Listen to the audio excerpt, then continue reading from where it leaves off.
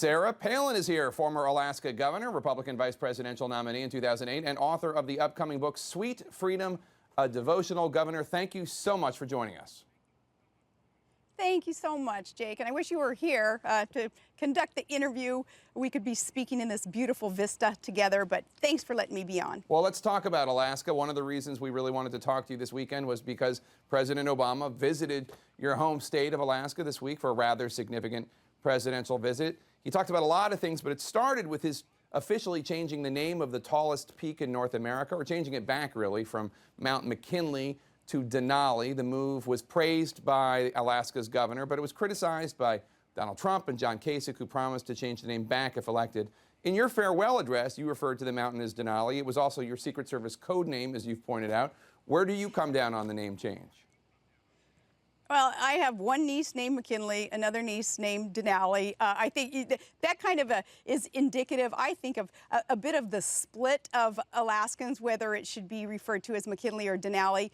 The name of the national park, though, McKinley National Park, was changed to Denali some years ago, so I thought that was good enough. You know, we could keep McKinley as the highest peak on the North American continent. We could keep that name McKinley. I think a lot of the criticism, though, Jake, is just the fact that Obama would spend the time, the effort, the political capital even on such a thing when, you know, the Middle East is a tinderbox. Our economy still sucks. So many things are going wrong right now that are under his purview, and yet he would, you know, kind of make it a big darn deal to come up here and rename a mountain. Well, that's a lot of the criticism. As you know, and as you wrote about, Obama, the emphasis of his trip was to highlight climate change, which is affecting Alaska and Alaskans more directly right now than most other states. As you know better than I, winter temperatures in Alaska have warmed an average of 6% over the last 50 years, twice the national average. The village of Newtok may soon vanish entirely as the Niglick River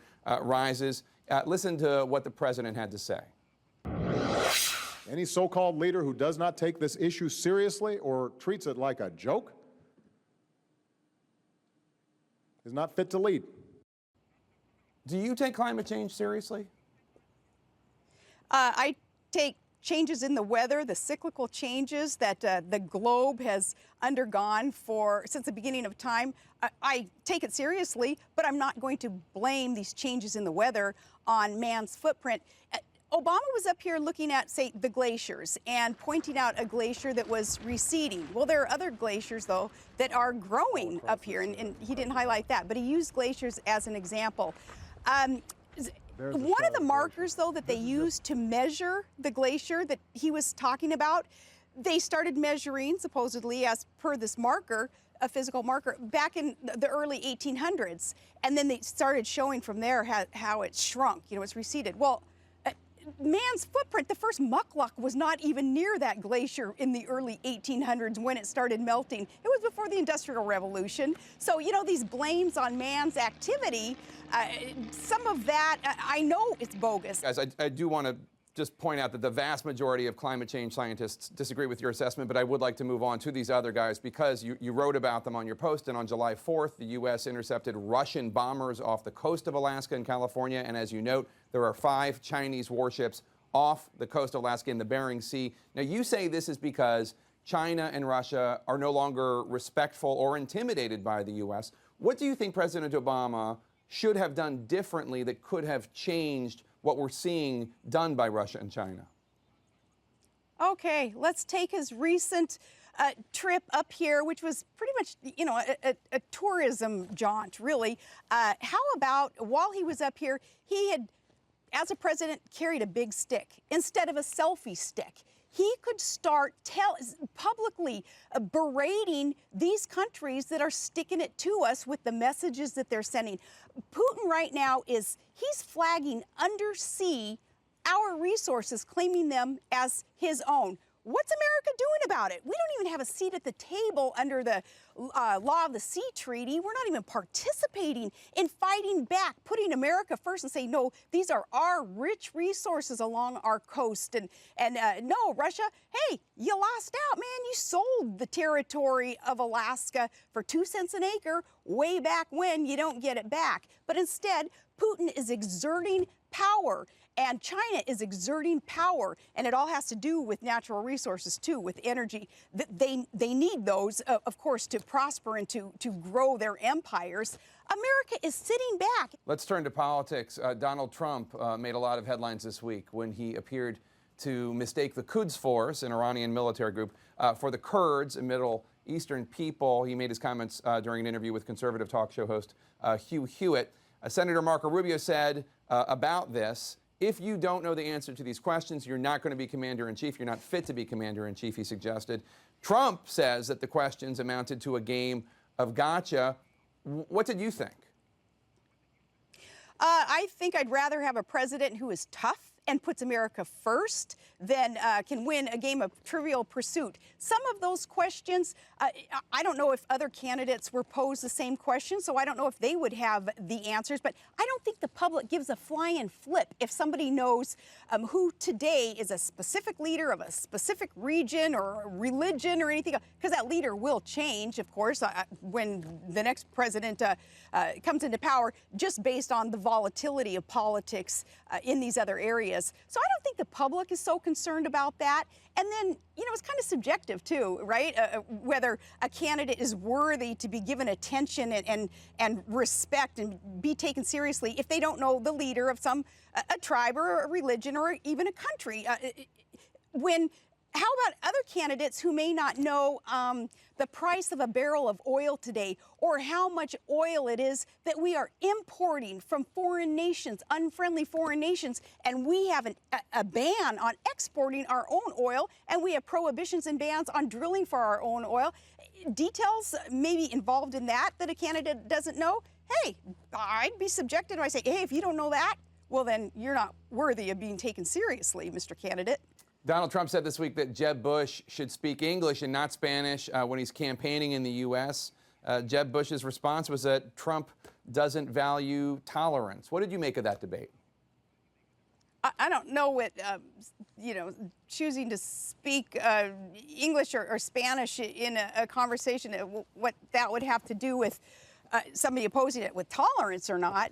I think that it's a benefit of Jeb Bush to be able to be so fluent in Spanish, because we have a large and wonderful Hispanic population that is helping to build America, and that's good, and that's a great relationship and connection that he has with them through his wife and through his family connections.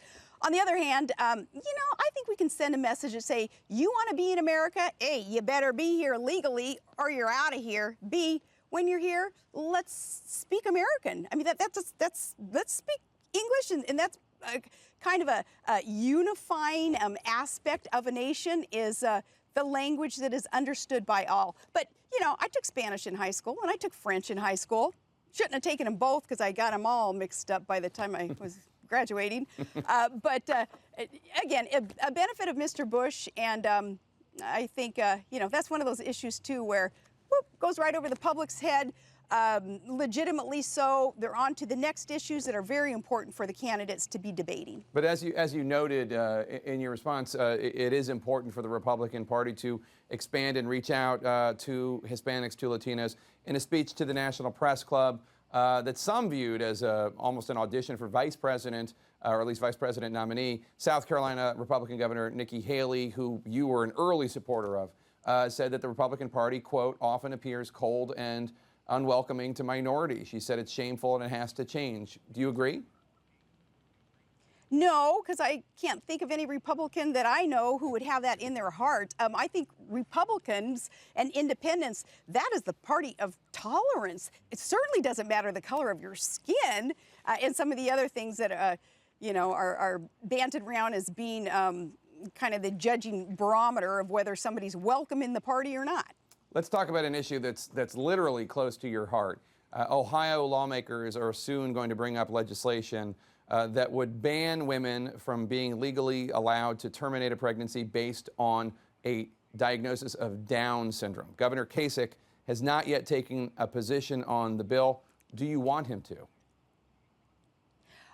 Yes, I want him to. Do I think that it should be legal for a mom to snuff out the life of her baby just because the child has one extra chromosome?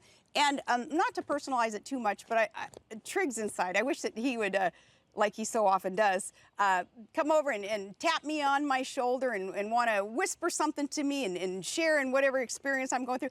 I wish that more people could meet kids like Trig and so many others who have that extra chromosome. They're amazing, wonderful kids. They teach us more than we're ever going to be able to teach them. They keep us grounded and put things in perspective in our lives. No, I don't think because the child has one extra chromosome, they should be able to snuff that life out. When I was pregnant and very early on at 12 weeks, got the diagnosis that Trig would be born with Down syndrome, I know what moms go through when they're given that, at the time, to be honest with you, kind of devastating news. You know, it makes your world stop spinning for a bit there. And there's some fear there of the unknown. Certainly there was fear in my heart about, you know, how in the world are we going to be able to handle the challenges up ahead, not necessarily thinking of the beauty that could come from a child being different, being unique. And as the months went by, though, and as I prayed about it, God, you know, please change my heart and my eyes so I can see the beauty in all this so that I'll be ready to be a good mom to this child. And he answered my prayers, and awesome, Trig's so wonderful. But I do know what moms go through. And Jake, I think the reason that 85%, in some areas 90% of babies who have Down syndrome are aborted is that fear of the unknown, and because culture has told these women, and again, I was there, has told these women, you're not capable of being able to handle and nurture and love and raise a child with special needs. And it's just so much easier and convenient for you to just end it, pretend like it never happened, get rid of the child, get rid of the baby, and you know, get on with a convenient life of your own. So with culture's kind of overall mindset of life being able to just be thrown away, I know why that stat is what it is so high, is tragic. And heck, whatever I can do to help parents, though, who are facing such a challenge at the beginning especially, to let them know you can do it and it's beautiful. I wouldn't change anything about Trig. I wouldn't change anything about how this has so solidified our family support for the sanctity of life and for tolerance, for accepting people who are a little bit different. Hillary Clinton might soon find herself in a debate with Joe Biden. You've been there. You've gone toe-to-toe with him. I know you're not rooting for Hillary Clinton, but what advice would you offer anyone going toe-to-toe with Joe Biden in a debate? Joe Biden he's such a character. Nobody has to go in there being nervous.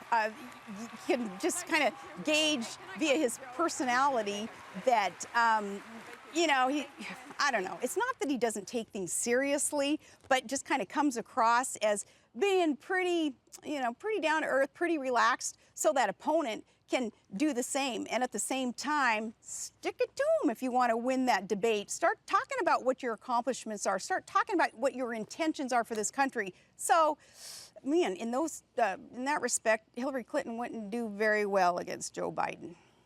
Donald Trump says that he would love to have someone of your strength in his administration. When you take a look at the cabinet, is there a particular area you think would line up best with your strengths, a position you'd want to serve in? That's a great question. I think a lot about the Department of Energy, because energy is my baby. Oil and gas and minerals, those things that God has dumped on this part of the earth for mankind's use, instead of us relying on unfriendly foreign nations for us to import their resources. I think a lot about Department of Energy, and if I were head of that, I'd get rid of it. And I'd let the states start having more control over the lands that are within their boundaries and the people who are affected by the developments within their states. So, you know, if I were in charge of that, it would be a short-term job, but it would be really great to have someone who knows energy and is pro responsible development to be in charge. All right, Secretary Sarah Palin then, if Donald Trump is watching, or any of the others. Governor Palin, I'll call you for the time being. Thank you so much for joining us. Appreciate it.